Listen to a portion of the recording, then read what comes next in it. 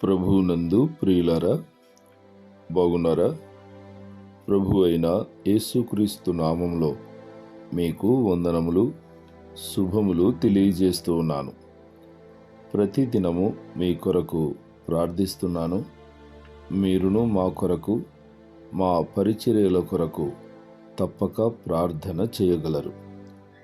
దేవుడు మిమ్మును, మీ కుటుంబములను దీవించి ఆశీర్వదించునుగాక. ప్రియ సోదరి సోదరులారా, ఈరోజు మన పాఠము ప్రకటన గ్రంథం 22వ అధ్యాయం మొదటి 10 వచనములలోని ప్రాముఖ్యమైన సంగతులను గూర్చి విందాం. శ్రద్ధగా వినండి. ఈ అధ్యాయంలో ప్రాముఖ్యంగా ఈ వాక్య భాగంలో జీవనది, జీవవృక్షములను గురించి యోహానుకు చూపబడింది. జీవనదిని గురించి పాత నిబంధనలో ప్రస్తావించబడింది. హెస్కేల్ గ్రంథం 47వ అధ్యాయంలోను, కీర్తన 46లోను, యోవేలు గ్రంథం 3వ అధ్యాయం 18వ వచనంలో, జకరియా గ్రంథం 14వ అధ్యాయంలో, ఇలా పలు సందర్భములలో జీవనదిని గురించి తెలుపబడింది. అయితే జీవజల బుగ్గను గురించి ప్రకటన గ్రంథం 7వ అధ్యాయంలో మనము చూచాం. అట్టి జీవజల ఊటను ప్రజలు విస్మరించారని ఇర్మియా విలపించినట్లుగా ఇర్మియా గ్రంథం 2వ అధ్యాయంలో రాయబడి ఉంది. జీవజల ఊటను గురించి లేఖనాల్లో తెలుపబడింది. ఈ జీవజల నదినే కొందరు ఆత్మతో పోలుస్తూ ఉన్నారు. యేసుక్రీస్తు జీవజలమై ఉన్నాడు. జలము జీవమునకు ఆధారం. నీరు లేకుండా సృష్టిలో ఏ జీవి కూడా బ్రతకటము కొంత కష్టతరమే. ఈ జలము నిత్యజీవమునిచ్చు జీవజలము. అట్టి జీవజల నది పరలోక యెరూషలేము పట్టణములో ప్రవహించుచున్నది. అనగా నూతన సృష్టిలో జీవమే గాని మరణము ఉండదు. ఈ జీవజలములు స్ఫటికము వలె మెరయునట్టి స్వభావము కలిగి ఉన్నవి. అనగా అవి పవిత్ర జలములై ఉన్నవి, పరిశుద్ధతకు సూచనగా ఉన్నవి. అవి దేవుని యొక్కయు గొర్రెపిల్ల సింహాసనము నొద్ద నుండి ఆ పట్టణపు రాజవీధి మధ్యను ప్రవహిస్తూ ఉన్నాయి. అయితే ప్రియులారా, జీవవృక్షమును గురించి చూపబడింది. జీవజల నది యొక్క ఈవలను ఆవలను జీవవృక్షముండెను. అది నెలకు ఫలించు 12 కాపులు కాయలను. ఆ వృక్షం యొక్క ఆకులు జనములను స్వస్థపరచుటకై వినియోగించును. ఇది సృష్టి యొక్క పవిత్రతను, శ్రేష్టత్వాన్ని వివరిస్తూ ఉంది. మానవ స్వార్థం వలన జీవజల నదులు అంతరించిపోయి సరిగా ఫలములు ఫలించని వృక్షముల వలన మానవులు ఆకలితో మరణిస్తున్నారు. తీవ్రమైన ఫలరాహిత్యము లోకములో నెలకొన్నది. కానీ నూతన సృష్టిలో జీవజల నది ఒడ్డున ఉన్న జీవవృక్షము నెలనెలా కాపుకాయుట ఓ ప్రత్యేకమైన విశేషంగా కనిపిస్తుంది. సంవత్సరమునకు 12 కాపులు కాయుట అత్యంత విశేషకరమైన విషయం. మరియు దాని ఆకులు రోగులను స్వస్థపరిచే గుణము కలిగి ఉండటను బట్టి నూతన సృష్టిలో సమృద్ధి ఫలము మరియు స్పష్టత, అంతేకాకుండా అద్భుతములు ఆ ఆకులలో ఉండటం నిజంగా ఓ అద్భుతమైనటువంటి విషయమే అని చెప్పవచ్చు. ఎందుకనగా అది స్వచ్ఛమైన జీవజలములు అనగా కలుషితము లేని జీవజలములు త్రాగి ఫలించు వృక్షము. యోహాను ఈ భావనను ఏదేను వనములోని వృక్షము నుండి తీసుకుని ఉండవచ్చు.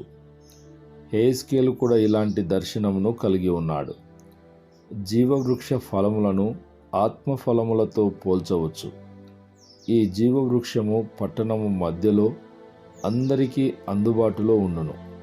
ఈ వృక్షం యొక్క ఆకులు జనములను స్వస్థపరచుటకు ఉపయోగపడును. అది కేవలం యూదులను మాత్రమే స్వస్థపరచుటకు ఉద్దేశించింది కాదు, సకల జనములను స్వస్థపరచుటకు ఉద్దేశించబడినదని గ్రహించాలి. ప్రియ సోదరి సోదరులారా, 3 నుండి 5 వచనములలో నూతన సృష్టిలో పరిశుద్ధత రాజ్యమేలుతుంది. శాపగ్రస్తమైనదేదియు దానిలో ఉండదు. ఎలాంటి అపవిత్రత కాలుష్యమునకు తావులేదు. దేవుని యొక్కయు గొర్రెపిల్ల యొక్కయు సింహాసనము దానిలో ఉండును. అనగా దేవుని యొక్కయు గొర్రెపిల్ల యొక్కయు పరిపాలన ఉంటుంది. సమస్తము దేవునికి విధేయత కలిగి ఉంటుంది. క్రైస్తవ విశ్వాస జీవితాన్ని అపవిత్రపరచు కాలుష్యములు అక్కడ ఉండవు. దేవుని దాసులు ఆయనను సేవిస్తూ ఆరాధించుచు ఆయన ముఖదర్శనము చేయుచుందురు. ఆయన నామము వారి నొసళ్ళ యందు ఉండును. వీరు దేవుని చేత ముద్రించబడిన వారు, దేవుని కొరకు సాక్షులుగా విశ్వాసులుగా జీవించిన వారు. వారు దేవుని ముఖాముఖిగా చూచెదరు. క్రీస్తు వాగ్దానమునకు ఇది నెరవేర్పు. ఈ ముద్రను బట్టి వారు దేవుని వారై దేవుని సొత్తయ్యుందురు. దేవుని పట్టణములో రాత్రి ఉండదు, అనగా చీకటి ఉండదు. చీకటి సాతానుకు సూచన. సాతాను అంతరించిపోయాడు కనుక సాతాను శక్తులకు దేవుని పట్టణములో పని ఉండదు. దీపకాంతి సూర్యకాంతితో పని లేదు. దేవుడైన ప్రభువే వారి మీద ప్రకాశించును. వారు యుగయుగములు రాజ్యము చేయుదురు. ప్రియులారా, ముగింపు చివరి మాటలు 6 నుంచి 9 వచనములలో ఈ గ్రంథం యొక్క ముగింపు సరైన క్రమములో జరగలేదు. అనేక విషయములు చెప్పినవే మరలా పునరావృతమైనవి. దేవుని దూత మరొక పర్యాయము సత్యమును యోహానుకు నొక్కి చెప్పాడు. ఇప్పటి వరకు చెప్పిన మాటలు నమ్మకములను సత్యములునై ఉన్నవి. ప్రవక్తల ఆత్మలకు దేవుడగు ప్రభు త్వరలో సంభవించవలసిన వాటిని వారికి చూపుటకై తన దూతను పంపెను. అనగా ప్రవక్తలకు సందేశములు పంపి ప్రేరేపించిన దేవుడే యోహానుకు సందేశమును పంపుచున్నాడు. ఇదిగో నేను త్వరగా వచ్చుచున్నాను. ఈ గ్రంథంలోని ప్రవచన వాక్యములను గైకొనువాడు ధన్యుడు అని మాట్లాడిన వ్యక్తి యేసుక్రీస్తు. తన రాకడ ఆలస్యము కాదని, త్వరగా వచ్చుచున్నానని హెచ్చరించాడు. ఈ ప్రవచనాలను చదివి గైకొనువారు ధన్యులని దీవిస్తూ ఉన్నాడు. అంతేకాకుండా 8, 9 వచనములలో మాట్లాడిన వ్యక్తి యోహాను తానే ఈ గ్రంథ రచయిత. నేను ఈ సంగతులను వినినవాడను, చూచిన వాడనని సాక్ష్యమిస్తున్నాడు. తనకు ఈ సంగతులను చూపిన దేవదూత పాదములకు నమస్కారము చేయుటకు సాగిలపడగా దానిని దూత వారించుటను జ్ఞాపకం చేస్తూ ఉన్నాడు. దేవునికే నమస్కారము చేయవలెనని హెచ్చరించుచున్నాడు. దేవదూతలు కూడా దేవుణ్ణి ఆరాధించవలసిన వారే అని రుజువుపరచుచున్నాడు. ప్రియ సోదరి సోదరులారా, ఈ అధ్యాయంలో మరికొన్ని సంగతులు రేపటి పాఠంలో మనము విందాం. ప్రార్థన. జీవము గల మా ప్రభువా, మీ ఘనమైన శ్రేష్టమైన పరిశుద్ధమైన నామమును బట్టి మీకు స్తోత్రములు. ప్రతిదినము శ్రద్ధ కలిగి వింటున్న మా బిడ్డలను దీవించండి. అనారోగ్యము చేత బాధపడుచున్న బిడ్డలను ముట్టి స్వస్థపరచమని యేసు నామములో ప్రార్థిస్తున్నాము తండ్రి. ఆమేన్. ఆమేన్.